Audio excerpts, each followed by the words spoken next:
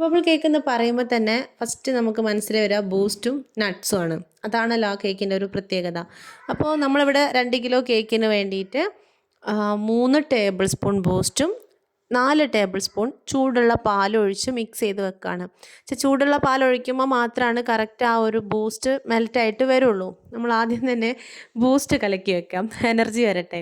അപ്പോൾ ഇത് 2 കിലോ കേക്കിൻ്റെ അളവാണല്ലോ ഞാൻ പറഞ്ഞിരിക്കുന്നത്. ഇതിൻ്റെ നേർപകുതി മതി കേട്ടോ 1 കിലോ കേക്കിന്. അപ്പോൾ എത്രയാ? 1.5 ടേബിൾ സ്പൂൺ ബൂസ്റ്റും 2 ടേബിൾ സ്പൂൺ പാലും. എന്തായാലും അത് കലക്കി മാറ്റി വെച്ചിട്ടുണ്ട്. ഈ ചൂടോടുകൂടി ഒഴിച്ചാലും കുഴപ്പമൊന്നുമില്ല. പക്ഷേ നമ്മളിത് നേരത്തെ കാലത്തെ മിക്സ് ചെയ്ത് വെച്ചതുകൊണ്ട് തന്നെ ഒഴിക്കുന്ന സമയമാകുമ്പോഴത്തേക്ക് അത് നല്ലോണം തണുത്ത് വന്നിട്ടുണ്ടാവും കേട്ടോ. ബൂസ്റ്റ് നിങ്ങൾ ഇങ്ങനെ ആഡ് ചെയ്യുന്നതിന് പകരം നിങ്ങൾക്ക് പഞ്ചസാരേൻ്റെ കൂട്ടത്തിൽ പൊടിച്ചെടുക്കുക. ഫ്ലോർ മിക്സ് ചെയ്യുമ്പോൾ അതിൻ്റെ കൂടെയും മിക്സ് ചെയ്യാം. എങ്ങനെയാണേലും കുഴപ്പമൊന്നുമില്ല കേട്ടോ. ഇനി നമ്മൾ 2 kg കേക്ക് ഉണ്ടാക്കാൻ വേണ്ടിയിട്ട് 10 ഇഞ്ച് മോൾഡാണ് എടുത്തിരിക്കുന്നത്. സ്ക്വയർ മോൾഡാണ് കേട്ടോ. റൗണ്ട് ആണേലും കുഴപ്പമൊന്നുമില്ല. അപ്പോൾ ഇത് 1 kg ആണ് എടുക്കുന്നതെങ്കിൽ 8 ഇഞ്ച് അല്ലെങ്കിൽ 7 ഇഞ്ച് അങ്ങനെ എടുത്താലും മതി. ഇനി നമ്മൾ ഫ്ലോർ എടുക്കുകയാണ്. 2 കപ്പ് മൈദയാണ് എടുക്കുന്നുള്ളൂ. ഡ്രൈ ഇൻഗ്രീഡിയൻസിൽ നമ്മൾ വേറെ ഒന്നും ചേർക്കുന്നില്ല. ബേക്കിംഗ് പൗഡറും ബേക്കിംഗ് സോഡയും ഇല്ലാത്ത റെസിപ്പിയാണല്ലോ. അപ്പോൾ 2 kg കേക്ക് ആയതുകൊണ്ട് 2 കപ്പ് എടുത്തു. 1 kg ആണെങ്കിൽ നിങ്ങൾ 1 കപ്പ് എടുത്താൽ മതി. അപ്പോൾ അത് 3 തവണ സീവ് ചെയ്ത് വെക്കണം എന്നുള്ളതൊരു നിർബന്ധമുള്ള കാര്യമാണ് കേട്ടോ. കാരണം വേറെ ബേക്കിംഗ് പൗഡറിൻ്റെ ആ ഒരു എഫക്റ്റിലൊന്നുമല്ല ഇത് പൊങ്ങി വരുന്നത്. ഇനി നമ്മൾ 2 കിലോ കേക്കിന് 1.5 കപ്പ് പഞ്ചസാരയാണ് പൊടിച്ചെടുക്കുന്നത്. അതായത് 1/4 കപ്പാണ് 1 കിലോന്. അപ്പോൾ വീണ്ടും ഒരു 1/4 കപ്പ് ചേരുന്ന സമയത്ത് അത് 1.5 കപ്പാവും. അങ്ങനെ ഇനി നമ്മൾ 8 കോഴിമുട്ടയാണ് എഗ് വൈറ്റും എഗ് യോക്കും സെപ്പറേറ്റ് ചെയ്ത് വെക്കുന്നത്. കാരണം 1 കിലോ കേക്കിന് നമ്മൾ എടുക്കുന്നത് 4 കോഴിമുട്ടയാണ്. ഇവിടെ 2 കിലോ കേക്കിന് നമ്മൾ 8 കോഴിമുട്ടയാണ് എടുത്ത് മാറ്റി വെക്കുന്നത്. അപ്പോൾ അത് നല്ല ശ്രദ്ധയോട് കൂടിയിട്ട് മഞ്ഞ ഒട്ടും തന്നെ ഇതിലേക്ക് കലർന്ന് പോവാത്ത രീതിയിൽ തന്നെ, മഞ്ഞ കൂടി പോകാൻ പാടില്ല. ഈ മുട്ടയുടെ തോടുണ്ടാവുമല്ലോ, അതിൻ്റെ അംശങ്ങളൊന്നും ഇതിൽ പെട്ടു പോകരുത്. അതൊക്കെ നമ്മൾ ശ്രദ്ധിച്ചുകൊണ്ട് എഗ് വൈറ്റും എഗ് യോക്കും സെപ്പറേറ്റ് ചെയ്ത് വെക്കാം. ഇനി നമ്മളിത് സ്റ്റാൻഡ് മിക്സറിലാണ് ഉണ്ടാക്കുന്നത്. ഹാൻഡ് ബീറ്റർ യൂസ് ചെയ്തിട്ടും ചെയ്യാം കേട്ടോ. നമ്മൾ സ്റ്റാൻഡ് മിക്സറിൽ വെച്ചിട്ട് ഫുൾ സ്പീഡിലാണ് ഇട്ടിരിക്കുന്നത്. ഫുൾ സ്പീഡിലിട്ടിട്ടൊന്ന് ബീറ്റ് ചെയ്യാണ്. ബീറ്റ് ചെയ്ത് അത്യാവശ്യം നല്ല ക്രീമി ടെക്സ്ചറിലേക്ക് എത്തിയതിന് ശേഷമാണ് കേട്ടോ പഞ്ചസാര കുറേശ്ശെ ആയിട്ട് ഇങ്ങനെ ചേർത്ത് കൊടുക്കുന്നത്. അപ്പോൾ നമ്മൾ ഈ ഒരു വീഡിയോ ഉണ്ടല്ലോ, ഈ ഒരു ബേസിക് ആയിട്ടുള്ള ബേക്കിംഗ് പൗഡറും ബേക്കിംഗ് സോഡയും ചേർക്കാത്ത ബേസിക് ആയിട്ടുള്ള സ്പഞ്ച്, ഒരു നുള്ളുപ്പാണ് കേട്ടോ ഇപ്പോൾ ചേർത്ത് കൊടുത്തത്. 2 ടീസ്പൂൺ വാനില എസൻസും കൂടെ ചേർത്ത് കൊടുത്തിട്ടാണ് ബീറ്റ് ചെയ്യുന്നത്. അപ്പോൾ ഈ ഒരു ബേസിക് റെസിപ്പി എങ്ങനെ എത്ര വ്യക്തമായിട്ട് പറയാൻ പറ്റുമോ അത്രത്തോളം വ്യക്തമായിട്ട് പറഞ്ഞ വീഡിയോ നമ്മളെ ചാനലിലുണ്ട്. ഡിസ്ക്രിപ്ഷൻ ബോക്സിൽ ഞാൻ ലിങ്ക് കൊടുക്കാം. നമ്മൾ ഇതിന് ശേഷം പിന്നെ ഈ ഒരു 8 കോഴിമുട്ടയുടെ ഉണ്ണികളെയാണ് കുറേശ്ശെ ചേർത്ത് കൊടുക്കുന്നത്. അപ്പോൾ ഏകദേശം അതൊക്കെ സെറ്റായതിന് ശേഷം നമ്മൾ നേരത്തെ തയ്യാറാക്കി വെച്ചിരിക്കുന്ന ബൂസ്റ്റ് ഉണ്ടല്ലോ, അത് 4 ടേബിൾ സ്പൂണാണ് അളന്നെടുത്ത് കൊടുക്കുന്നത്. കുറേശ്ശെ ബാക്കി വന്നിട്ടുണ്ടെങ്കിൽ കുഴപ്പമില്ല, നമുക്കത് മിൽക്ക് സിറപ്പ് ഉണ്ടാക്കുന്ന സമയത്ത് എടുക്കാം കേട്ടോ. ഇനി നമ്മൾ 4 ടേബിൾ സ്പൂൺ, അതായത് 1/4 കപ്പ് ഓയിൽ ചേർത്ത് കൊടുത്തു. ഇനി 1 kg ആണെങ്കിൽ അത് 2 ടേബിൾ സ്പൂൺ ഓയിൽ ചേർത്താൽ മതി. ഇനി ഫ്ലോർ മിക്സ് ചെയ്യുന്നതിന് മുന്നേ പ്രീ ഹീറ്റ് ചെയ്യാണ്. 200 ഡിഗ്രി സെൽഷ്യസിൽ കുഞ്ഞ് ഓവൻ ആയതുകൊണ്ട് താഴത്തെ കോയിൽ മാത്രമേ ഓൺ ചെയ്തിട്ടുള്ളൂ. ഒരു 10-20 മിനിറ്റ്, അല്ലെങ്കിൽ നമ്മൾ ഈ ഒരു ഫ്ലോർ മിക്സ് ചെയ്യുന്നിടം വരെ അത് പ്രീ ഹീറ്റ് ആവട്ടെ. ഇനി ഗ്യാസ് സ്റ്റോപ്പിലാണെങ്കിൽ ചെയ്യുന്നതെന്ന് വെച്ചാൽ അതും നമ്മൾ ഫുൾ ഫ്ലെയിമിൽ മൂടി വെച്ചിട്ട് ആ പാത്രം ഓണാക്കി വെക്കണം കേട്ടോ ഈ ഒരു സമയമാകുമ്പോഴത്തേക്കും. ഇനി നമ്മൾ ഈ ഒരു ഡ്രൈ ഇൻഗ്രീഡിയൻസിനെ ഇതിലേക്ക് അരിച്ചിട്ട് കൊടുത്തിട്ട് ജസ്റ്റ് ഇങ്ങനെ ജെൻറ്റിലായിട്ട് ഇങ്ങനെ ഫോൾഡ് ചെയ്തെടുക്കുകയാണ്. അപ്പോൾ ഞാൻ പറഞ്ഞു ലിങ്ക് താഴെ കൊടുക്കാമെന്ന് പറഞ്ഞല്ലോ. ഈ വീഡിയോ ആദ്യമായിട്ട് കാണുന്ന ഒരാളാണെന്ന് വെച്ചാൽ ഉറപ്പായിട്ടും ആ വീഡിയോ കൂടെ കണ്ടതിന് ശേഷം മാത്രം ഇത് ട്രൈ ചെയ്യാം കേട്ടോ. കാരണം ഇങ്ങനെ ചെയ്യുമ്പം എത്ര കാര്യങ്ങൾ ശ്രദ്ധിക്കണം, എങ്ങനെയൊക്കെ ചെയ്താലാണ് കറക്റ്റ് ഹൈറ്റിലേക്ക് കേക്ക് വരിക എന്നൊക്കെ ആ വീഡിയോയിലാണ് നമ്മൾ പറഞ്ഞിട്ടുള്ളത്. ഇനി നമ്മളെല്ലാം മിക്സ് ചെയ്തതിന് ശേഷം ടിന്നിലോട്ട് ഒഴിച്ചു കൊടുത്തിട്ട് ഒരു 30 തവണ നിർബന്ധമായിട്ടും ടാപ്പ് ചെയ്യാം. തീരെ എയർ ബബിൾസ് ഇല്ലാതെ കിട്ടും കേട്ടോ.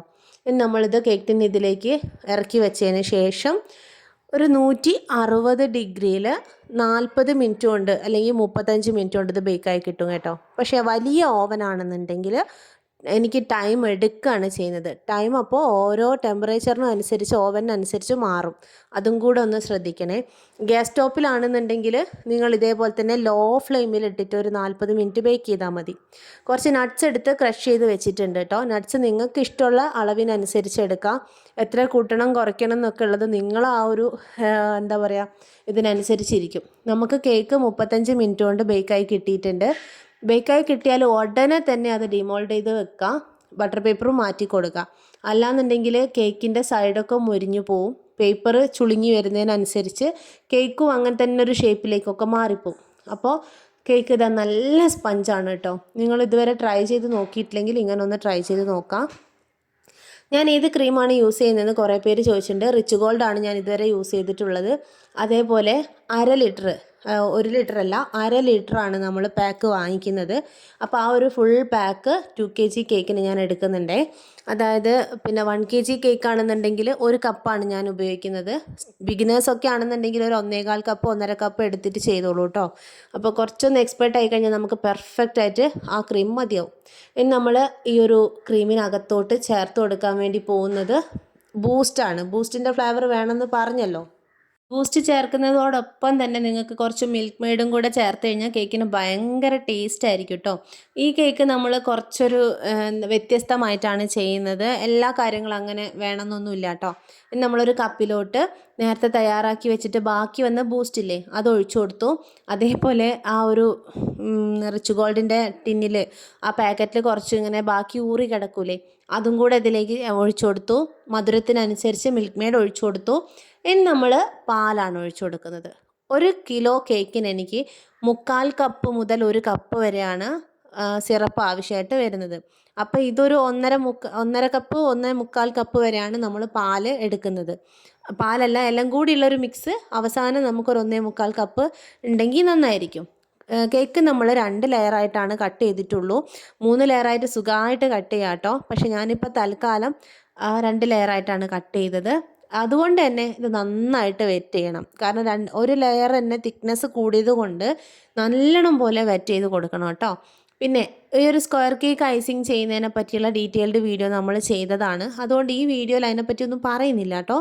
ഇനി നമ്മൾ ഇതിനകത്ത് ഫില്ലിങ്സ് ആയിട്ട് കൊടുക്കുന്നത് മിൽക്ക് മെയ്ഡ് അല്ലെങ്കിൽ വൈറ്റ് ചോക്ലേറ്റ് ഗനാഷ് ഏതെങ്കിലും നിങ്ങൾക്ക് ചേർത്ത് കൊടുക്കാം. അത് സ്പ്രെഡ് ചെയ്ത് കൊടുത്തതിന് ശേഷം ചോക്കോ ചിപ്സ് ഇട്ട് കൊടുക്കുന്നുണ്ട്. വൈറ്റും ഇടുന്നുണ്ട് ഡാർക്കും ഇടുന്നുണ്ട്. നിങ്ങൾക്ക് ഇഷ്ടമുള്ള പോലെ ചെയ്യാം കേട്ടോ. പിന്നെ നമ്മൾ നേരത്തെ ക്രഷ് ചെയ്ത് വെച്ചിട്ടുള്ള ആ ഒരു നട്ട്സ് ഉണ്ടല്ലോ അതും കൂടെ സ്പ്രെഡ് ചെയ്ത് കൊടുക്കുകയാണ്. ഇതെല്ലാം ചെയ്തതിന് ശേഷം ശരിക്കും ഇതിന് മുകളിൽ ബൂസ്റ്റ് സ്പ്രെഡ് ചെയ്യേണ്ട ആവശ്യമുണ്ട്. പക്ഷേ നമ്മളിപ്പോൾ ഞാൻ പറഞ്ഞല്ലോ ഈ ഒരു കേക്ക് എന്ന് പറയുന്നത് വേണമെങ്കിൽ ഇത് സെൽഫ് യൂസ് ആണെന്ന് പറയാം.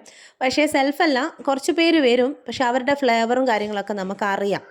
അതുകൊണ്ട് തന്നെ അതിനനുസരിച്ചാണ് ഇടുന്നത്. അപ്പോൾ ബൂസ്റ്റ് നമ്മൾ അതിന് മുകളിൽ സ്പ്രെഡ് ചെയ്ത് കൊടുക്കുന്നില്ല കേട്ടോ. ഇപ്പോൾ ഓൾറെഡി കൊടുത്തിട്ടുള്ള ആ ഒരു ഫ്ലേവറും മതി നമുക്ക്. അതല്ലാന്നുണ്ടെങ്കിൽ നിങ്ങളിപ്പോൾ ഈ ഒരു ലെയറിലും കൂടെ ഫില്ലിങ്സ് ആയിട്ട് ബൂസ്റ്റ് ഇങ്ങനെ സ്പ്രെഡ് ചെയ്ത് കൊടുത്താൽ നന്നായിരിക്കും. അതുപോലെ നമ്മൾ അപ്പം തന്നെ സൈഡെല്ലാം ക്രം കോട്ടും ഫൈനൽ കോട്ടും ഒക്കെ അപ്പം തന്നെയാണ് ചെയ്യാറുള്ളത്. അതൊക്കെ നമ്മളെ ഡീറ്റെയിൽഡ് വീഡിയോ പോയി കണ്ടു നോക്കിയാൽ മനസ്സിലാവേ. ഇനി ഇതിന് മുകളിൽ ക്രീമും നമുക്ക് അത്യാവശ്യം കുറച്ച് മതി. കൂടുതൽ ക്രീം വേണ്ട, കൂടുതൽ ബൂസ്റ്റിൻ്റെ ഫ്ലേവർ വേണ്ട. അതേപോലെ നട്ടി ബബിൾ കേക്ക് ആണെന്നുണ്ടെങ്കിലും ബബിൾസ് വേണ്ട. ഇല്ലാത്ത നട്ടി ബബിൾ കേക്കാണ് കേട്ടോ. അപ്പോൾ ബബിൾസ് വേണ്ടാന്ന് പറഞ്ഞിട്ടുണ്ടെങ്കിലും ഈ വീഡിയോ നിങ്ങൾ ഒരു എന്താ പറയുക റെഫറൻസ് ആയിട്ട് എടുക്കുകയാണെന്നുണ്ടെങ്കിൽ നട്ടി ബബിൾ എന്ന് പറയുമ്പം ആ ബബിൾ ഉണ്ടാക്കുന്നതും കൂടെ നിങ്ങൾക്ക് പറഞ്ഞു തരണമല്ലോ. അതുകൊണ്ട് മാത്രം ഞാൻ കുറച്ച് ബബിൾസ് ഉണ്ടാക്കി കാണിക്കുന്നുണ്ട്. നമ്മൾ നേരത്തെ തയ്യാറാക്കി വെച്ച ആ ഒരു ക്രഷ് ഇല്ലേ, നട്ട്സ് എല്ലാം കൂടെ പൊടിച്ചെടുത്ത് വെച്ചില്ലേ, അത് ഇതിൻ്റെ സൈഡിലോട്ട് ഇട്ട് കൊടുക്കാമെന്ന് വിചാരിച്ചിട്ട് ഞാൻ താഴത്ത് ഒരു കേക്ക് ടിന്നും കൂടെ വെച്ചിട്ടുണ്ട്. ഇതിൻ്റെ മുകളിൽ സ്പ്രെഡ് ചെയ്യുന്ന സമയത്ത് താഴത്ത് പോകുന്നതൊക്കെ നമുക്ക് റീയൂസ് ചെയ്യാമല്ലോ എന്ന് വിചാരിച്ചിട്ടാണേ. അപ്പോൾ അതും കൂടെ ഇട്ട് കൊടുത്തു. സൈഡൊക്കെ ഒന്ന് കംപ്ലീറ്റ് ചെയ്തു.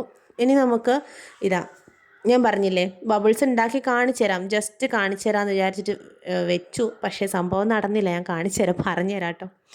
വൈറ്റ് ചോക്ലേറ്റ് ആണ് എടുത്തത്. 1 കിലോ കേക്ക് ആണെന്നുണ്ടെങ്കിൽ 1/4 കപ്പ് ചോക്ലേറ്റിന് 2 ടേബിൾ സ്പൂൺ ക്രീമാണ് നമ്മൾ മെൽറ്റ് ചെയ്യുമ്പം എടുക്കുക. ഡബിൾ ബോയിലിംഗ് മെത്തേഡ് യൂസ് ചെയ്തിട്ടാണ്. അപ്പോൾ സ്വാഭാവികമായിട്ടും 2 കിലോ കേക്ക് എന്ന് പറയുമ്പം 1/2 കപ്പ് ചോക്ലേറ്റും 1/4 കപ്പ് ക്രീമും ആണല്ലോ. അതാണ് അതിൻ്റെ ഒരു കൺസിസ്റ്റൻസി എന്ന് പറയുന്നത്. അതായത് 2:1 റേഷ്യോ എന്നാണ് പറയാം. ഇനി നിങ്ങൾക്കിത് ഇങ്ങനത്തെ ഒരു പൈപ്പിംഗ് ബാഗിൽ വേണമെങ്കിൽ ആക്കാം. അതല്ലെങ്കിൽ ബട്ടർ പേപ്പർ ഇതുപോലെ കോണായിട്ട് ഇങ്ങനെ ഫോൾഡ് ചെയ്ത് കൊടുക്കൂലേ, അങ്ങനെ ചെയ്യാം. അതല്ലെങ്കിൽ മിൽമയുടെ പാക്കറ്റോ വേറെ എന്തെങ്കിലും ഒരു പ്ലാസ്റ്റിക് കവർ ഉണ്ടെങ്കിൽ അതിൽ നിറച്ച് കഴിഞ്ഞിട്ട് കോണ് ഇങ്ങനെ കട്ട് ചെയ്ത് കൊടുത്തിട്ട് ചെയ്യാം. അപ്പോൾ ഞാൻ ജസ്റ്റ് ഈ ഒരു ബട്ടർ പേപ്പറിൽ എങ്ങനെയാണെന്നുള്ളത് മാത്രമേ ഇപ്പോൾ കാണിച്ചു തരാം. ഇങ്ങനെ കോണാക്കിയതിന് ശേഷം ഇതിനകത്തേക്ക് ഒഴിച്ചു കൊടുക്കുക ചെയ്യുക. ഫോൾഡ് ചെയ്തെടുത്താൽ മതി. ഇനി അതിന് ഒരു ടെൻഷനോ കൺഫ്യൂഷനോ ഉണ്ടെങ്കിൽ ഇതുപോലെ നമ്മളൊരു സെലോ ടാപ്പ് എടുത്ത് സൈഡിൽ ഒട്ടിച്ചു കൊടുത്താലും മതിയല്ലോ. അപ്പോൾ നമുക്ക് ഒരു പൈപ്പിംഗ് ബാഗ് പോലെ തന്നെ ബട്ടർ പേപ്പർ കിട്ടിയിട്ടുണ്ട്. ഇനി അതൊരു ഗ്ലാസ്സിലോട്ട് വെച്ച് ഇങ്ങനെ വെച്ചിട്ട് നമ്മൾ ആ ഗനാഷ് ഇതിലേക്ക് ഒഴിച്ചു കൊടുക്കുക. അതിനുശേഷം ക്യാമറ വർക്കായില്ല ഗൈസ്. ക്യാമറ എൻ്റെ മോള് വന്നിട്ട് ഓഫാക്കി കളഞ്ഞു കേട്ടോ. അവൾ അവിടുന്ന് തിരിഞ്ഞ് കളിക്കുമ്പോഴേ എനിക്കൊരു ഡൗട്ട് ഉണ്ടായിരുന്നു. അപ്പോൾ ഞാൻ പിന്നെ ചെന്ന് നോക്കുന്നേരം സംഭവം ശരിയാണ്, ക്യാമറ എടുത്തില്ല. ചെയ്തത് ഇതാണ് കേട്ടോ. ആ കോണിലേക്ക് ആക്കിയതിന് ശേഷം അറ്റം കുറച്ചൊന്ന് കട്ട് ചെയ്ത് കൊടുക്കും. എന്നിട്ട് ഇതിൻ്റെ മുകളിൽ നമ്മളിങ്ങനെ ബബിൾസ് ഇങ്ങനെ പ്രസ് ചെയ്തിട്ട് പൈപ്പിംഗ് ബാഗ് പ്രസ് ചെയ്യും പോലെ പ്രസ് ചെയ്തിട്ട് കൊടുത്തതാണ്. അത് ശരിക്കും ഇത് കേക്ക് ഫുള്ളായിട്ടൊക്കെ ചെയ്യാം, നമുക്ക് ഇഷ്ടമുള്ള ഡിസൈൻ ചെയ്യാം. പക്ഷേ ഞാൻ പറഞ്ഞില്ലേ നമുക്ക് ബബിൾസ് വേണ്ട, അതുകൊണ്ടാണ് നിങ്ങൾക്ക് കാണിച്ചു തരാൻ വേണ്ടി മാത്രം ചെയ്തതാണ്. പക്ഷെ ആ കാണിച്ചു തരാൻ വേണ്ടി മാത്രം ചെയ്തത് മാത്രം റെക്കോർഡാവുന്നില്ല എന്നുള്ളതായിരുന്നു ഇതിൻ്റെ പ്രശ്നം. ഇനി നമ്മൾ ആ ബബിൾസിന് മേലെ ഇതുപോലെ ബൂസ്റ്റ് സ്പ്രെഡ് ചെയ്ത് കൊടുക്കും. അരിപ്പ വെച്ചിട്ട് ചെയ്താൽ നല്ല ഈവനായിട്ട് കിട്ടും കേട്ടോ. പക്ഷേ അരിപ്പയിൽ വെക്കുമ്പോൾ കുറേയൊക്കെ കട്ട കെട്ടിപ്പോവും. ഇനി ഞാൻ നമുക്ക് വേണ്ട എന്താ കംപ്ലീറ്റ് നട്ട്സിൻ്റെ കവറിങ് ഉള്ള ഒരു കേക്കായിരുന്നു. അപ്പോൾ നട്ട്സ് ഞാനിങ്ങനെ സ്റ്റൈലാക്കി സ്പൂൺ കൊണ്ടെല്ലാം ചെയ്ത് നോക്കുമ്പോൾ നടക്കുന്നില്ല. കൈകൊണ്ട് വാരി വിതറിയപ്പോൾ ഒരു ആശ്വാസം. അപ്പോൾ അത് നല്ല രീതിക്ക് സ്പ്രെഡ് ചെയ്യാൻ പറ്റി. അങ്ങനെ നമ്മൾ മൊത്തത്തിൽ ആ നട്ട്സ് മാത്രം ഇട്ട് കൊടുത്തു. ശരിക്കും നമുക്ക് വേണ്ടത് അതായിരുന്നു. അപ്പം ഞാനിവിടെ നമ്മൾ ബബിൾസ് കാണിച്ചു തരാൻ വേണ്ടി ചെയ്തില്ലേ, അതൊരു എന്താ പറയുക ചേരാത്ത പോലെ ഇങ്ങനെ കണ്ടപ്പോൾ കുറച്ചും കൂടി ഒന്ന് ചേരാത്ത പോലെ ആക്കിയിട്ടോ. നമ്മളെ കെലോഗ്സിൻ്റെ ചോക്കോസില്ലേ അതെടുത്ത് വെച്ച് കൊടുത്തു. പിന്നെ ജസ്റ്റ് പേരും വെച്ച് കൊടുത്തു. ഇനി ഞാൻ പറയട്ടെ ഇത് എന്തിനാന്ന്. ഞങ്ങളുടെ ഒരു 3ാമത്തെ ഷോപ്പുണ്ട്, വർക്ക്ഷോപ്പ്. അതിൻ്റെ ഉദ്ഘാടനത്തിന് വേണ്ടി ഉണ്ടാക്കിയതാണ് കേട്ടോ. എന്തെങ്കിലും മനസ്സിലായോ? ഞാൻ എന്തൊക്കെയോ പറഞ്ഞിട്ടുണ്ട്.